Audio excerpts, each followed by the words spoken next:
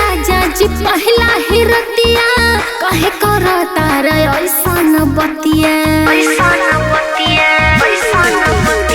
बोला ये राजा जी पहला ही रतिया कहे करता रे ऐसन बतिया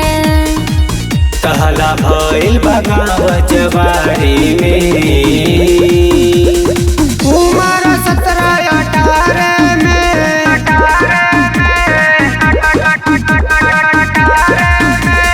ले ले बाड़ू माजा कुंवारे में उमर 17-18 में ले ले बाड़ू माजा कुंवारे में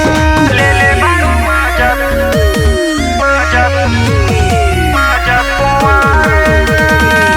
म्यूजिक बाय आरवी रमन।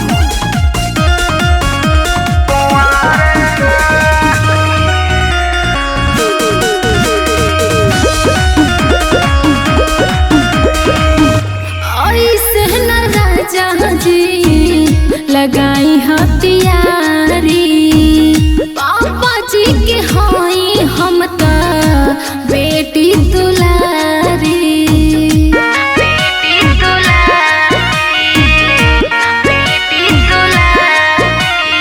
ऐसे न राजा जी लगाई हथियारी पापा जी के होई हम त बेटी दुलारी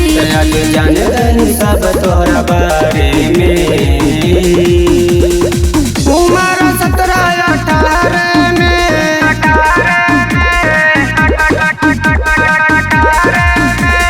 ले ले बाड़ू माजा कुंवारे में उमर 17-18 में ले ले बाड़ू माजा कुंवारे में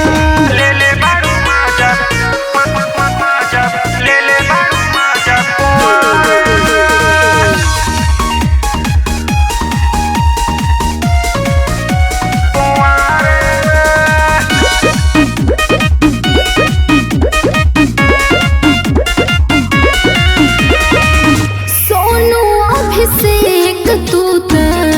बनी गईल सैया भइल रहे प्यारे उमर रहे लड़कैया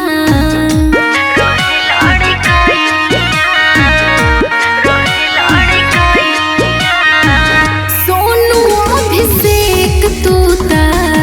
बनी गईल सैया भइल रहे प्यारे उमर रहे लड़कैया कमी छोड़ ले न अक्षर मजा मारे में